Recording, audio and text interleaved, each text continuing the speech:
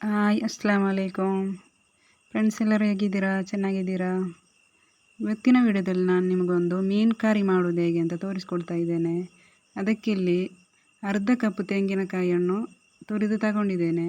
ಮತ್ತು 4 ಉದ್ದ ಮೆಣಸು, ಅದೇ ಥರ ಒಂದು 8 ಗಿಡ್ಡ ಮೆಣಸನ್ನು ತಗೊಂಡಿದ್ದೇನೆ.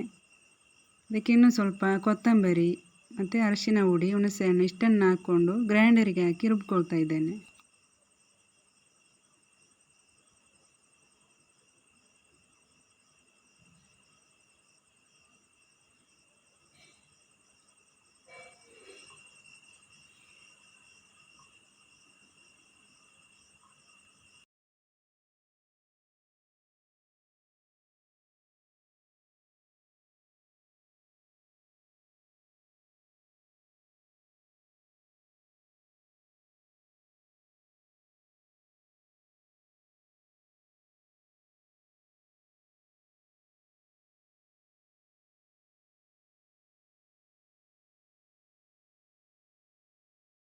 ಅದು ರುಬ್ಬಲಿಕ್ಕೆ ಹಾಕಿದ್ದೇನೆ. ಅದೆಲ್ಲ ರುಬ್ಬಿ ಎಲ್ಲ ರೆಡಿ ಆಗೋಷ್ಟರಲ್ಲಿ ನಾನು ಮೀನನ್ನು ಕಟ್ ಮಾಡ್ತಾ ಇದ್ದೇನೆ.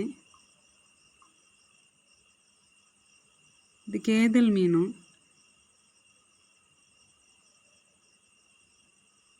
ಮೀನನ್ನು ಕಟ್ ಮಾಡಿಕೊಂಡು ಚೆನ್ನಾಗಿ ಕ್ಲೀನ್ ಮಾಡಿರ್ತೇನೆ. ಆವಾಗ ಅದೆಲ್ಲ ರೆಡಿ ಆಗ್ತದೆ. ಮಸಾಲೆ ರೆಡಿ ಆದಮೇಲೆ ನಿಮಗೆ ತೋರಿಸ್ತೇನೆ.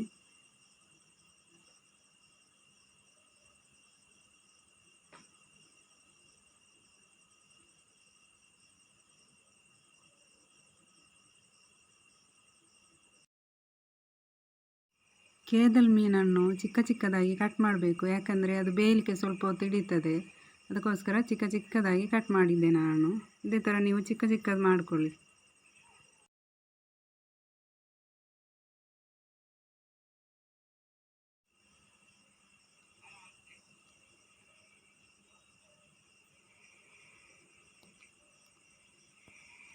ಇನ್ನು ಇದನ್ನು ಚೆನ್ನಾಗಿ ತೊಳ್ಕೊಂಡು ಒಂದು 4-5 ಸಾರಿ ತೊಳ್ಕೊಂಡು ಆದಮೇಲೆ ಮತ್ತೆ ಸ್ವಲ್ಪ ಅರಸಿನ ಹುಡಿ ಹಾಕಿಕೊಂಡು ಅದೇ ಥರ ಕ್ಲೀನ್ ಮಾಡಿ ಇಡುವ.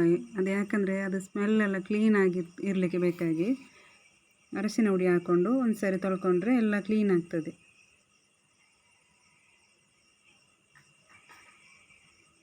ಈಗ ಅರಸಿನ ಹುಡಿ ಸ್ವಲ್ಪ ಹಾಕ್ಕೊಂಡು ತೊಳ್ಕೊಳ್ತಾ ಇದ್ದೇನೆ. 4-5 ಸಾರಿ ಫಸ್ಟ್ ತೊಳ್ಕೊಳ್ಳಿ, ಮತ್ತೆ ಸ್ವಲ್ಪ ಅರಸಿನ ಹುಡಿ ಹಾಕ್ಕೊಂಡು ತೊಳ್ಕೊಳ್ಳಿ. ಈಗ ನೋಡಿ ಅಂತ ಹೇಗಿದೆ ಅಂತ, ಕ್ಲೀನಾಗಿದೆ ಮೀನು. ಸ್ಮೆಲ್ ಸಹ ಇರೋದಿಲ್ಲ, ಅಷ್ಟೇ ಚೆನ್ನಾಗಿರುತ್ತೆ. ನೋಡುವಾಗ ಗೊತ್ತಾಗ್ತಲ್ಲ ನಿಮಗೆ. ಇನ್ನು ರುಬ್ಲಿಕ್ಕೆ ಹಾಕಿದ್ದನ್ನು ರುಬ್ಕೊಂಡು ತೆಗೆದು ಗ್ಯಾಸಲ್ಲಿ ಇಟ್ಟಿದ್ದೇನೆ ಕುದಿಲಿಕ್ಕೆ. ಅದಕ್ಕೆ ಈರುಳ್ಳಿ ಮತ್ತು ಟೊಮೆಟೊ, ಹಸಿಮೆಣಸಿನಕಾಯಿ 3 ಹಾಕ್ಕೊಳ್ತಾ ಇದ್ದೇನೆ. ಒಂದೊಂದು ಹಸಿಮೆಣಸಿನಕಾಯಿ ಸಹ ಅಷ್ಟೇ ಒಂದೇ ಹಾಕಿದ್ದೇನೆ ಕಟ್ ಮಾಡಿಕೊಂಡು.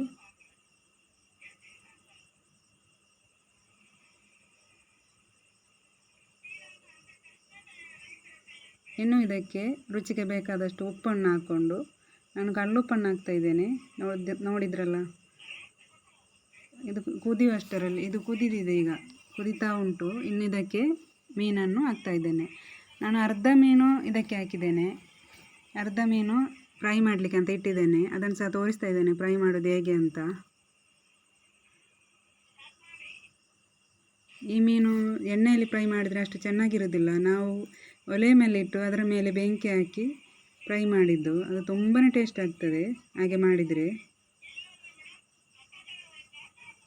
ಮೀನು ಕರಿ ಮಾಡುವಾಗ ಇದಕ್ಕೆ ಚಮಚ ಎಲ್ಲ ಹಾಕಬಾರ್ದು. ಈ ಮೀನು ಅಂದರೆ ಹುಡಿ ಆಗೋದಿಲ್ಲ.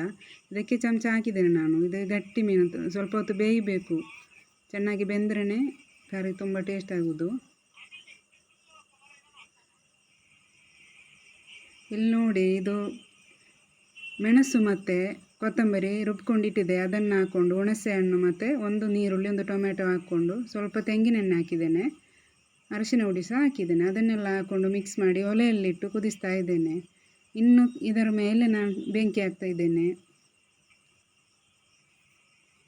ಕಾಣ್ತದಲ್ಲ ನಿಮಗೆ? ಇದೇ ಥರ ಮಾಡಿ, ಯಾಕೆಂದರೆ ತುಂಬ ಟೇಸ್ಟ್ ಆಗುತ್ತೆ ಈ ಮೀನು.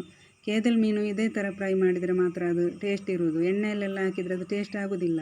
ತುಂಬ ಚೆನ್ನಾಗಿದೆ. ಇದೇ ಥರ ನೀವು ಸಹ ಮನೆಯಲ್ಲಿ ಮಾಡಿ ಟ್ರೈ ಮಾಡಿ ನೋಡಿ, ಮತ್ತು ಹೇಗಿದೆ ಅಂತ ನನಗೆ ಕಮೆಂಟ್ ಮಾಡಿ ತಿಳಿಸಿ. ಫ್ರೈ ಆದಮೇಲೆ ನೋಡ್ಕೊಳ್ಳಿ ಹೇಗಿದೆ ಅಂತ. ಇವತ್ತಿನ ವಿಡಿಯೋ ಇಷ್ಟೇ. ಇನ್ನೊಂದು ವಿಡಿಯೋ ಜೊತೆ ನಾಳೆ ಸಿಗೋಣ. ಓಕೆ ಫ್ರೆಂಡ್ಸ್, ಬಾಯ್.